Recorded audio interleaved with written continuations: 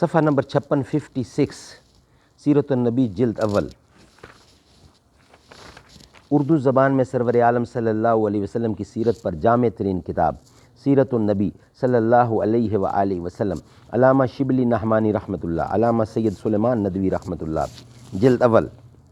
اعوذ باللہ السمیع العلیم من الشیطان الرجیم، بسم اللہ الرحمن الرحیم، الحمد للہ رب العالمین والصلاة والسلام علی رسولہ محمد وعلی آلہ واصحابہ اجمعین۔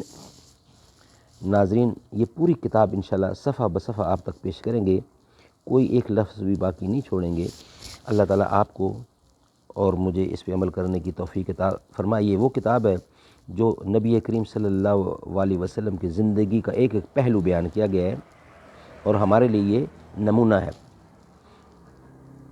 تاہم یہ عالمگیر مؤثر بالکل بے اثر نہیں رہ سکتا تھا، اس لیے مغازی میں اس کے نشانات پائے جاتے ہیں۔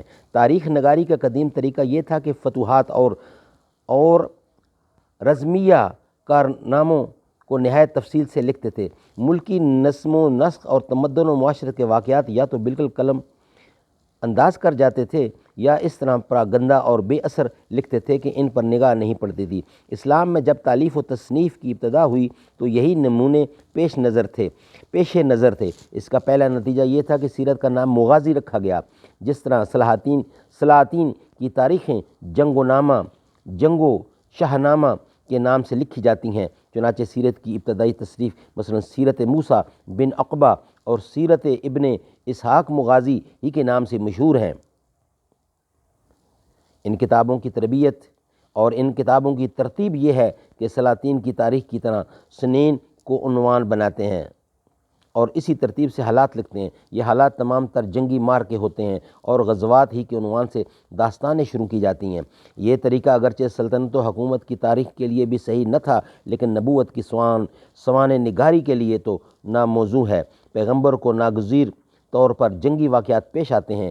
اس خاص حالات میں وہ بظاہر ایک فاتح یا سپہ سالار کے رنگ میں نظر آتا ہے، لیکن یہ پیغمبر کی اصلی صورت نہیں ہے۔ پیغمبر کی زندگی کا ایک خط و خال تقدس، نزاہت، حلم و کرم، ہمدردی عام اور ایثار ہوتا ہے، بلکہ عین اس وقت جب اس پر سکندر اعظم کا دھوکہ ہوتا ہے، ظرف بین نگاہ فوراً پہچان لیتی ہے سکندر نہیں بلکہ فرشتہ یزدانی ہے۔ یہی وجہ ہے کہ مغازی کا اندازہ حدیث کی کتابوں میں سیرت کی تصنیفات سے بالکل الگ ہے۔ تمام ارباب سیر لکھتے ہیں کہ حضرت صلی اللہ علیہ وسلم نے جب بنو نذیر کا محاصرہ کیا تو حکم دیا کہ ان کے نخلستان کاٹ ڈالے جائیں۔ قرآن مجید میں بھی اس کا اجمالی ذکر ہے۔ ارباب سیر یہ بھی لکھتے ہیں کہ یہودیوں نے اس حکم کی نسبت یہ اعتراض کیا کہ یہ انصاف اور انسانیت کے خلاف ہے، لیکن مورخین یہ اعتراض نقل کر کے اس کا جواب نہیں دیتے بلکہ یوں گزر جاتے ہیں۔ نمبر 9، نہایت محتم بالشان بحث یہ ہے کہ کوئی روایت اگر عقل یا مسلمات یا دیگر قرائن صحیحہ کے خلاف ہو تو آیا صرف اس بنا پر واجب التسلیم ہوگی یا نہیں کہ روایت سکہ ہے اور اس سلسلے میں سند متصل ہے۔ علامہ ابن جوزی نے اگرچہ لکھا ہے جیسے کہ اوپر گزر چکا ہے کہ جو حدیث عقل کے خلاف ہو اس کی روایت کی جرح و تعدیل کی ضرورت نہیں، لیکن اس سے اصل بحث کا فیصلہ نہیں ہوتا۔ عقل کا لفظ ایک غیر مشخص لفظ ہے۔ حامیان روایت لکھتے ہیں کہ اگر اس لفظ کو وسعت دے دی گئی تو ہر شخص جس روایت سے چاہے گا انکار کر دے گا کہ یہ میرے نزدیک عقل کے خلاف ہے۔ اللہ تعالی ہمیں اس پہ عمل کرنے کی توفیق عطا فرمائے اور صحیح سوچنے سمجھنے کی اور حضور صلی اللہ علیہ وسلم کی سنت پہ عمل کرنے کی توفیق عطا فرمائے۔ صدق اللہ العلی العظیم۔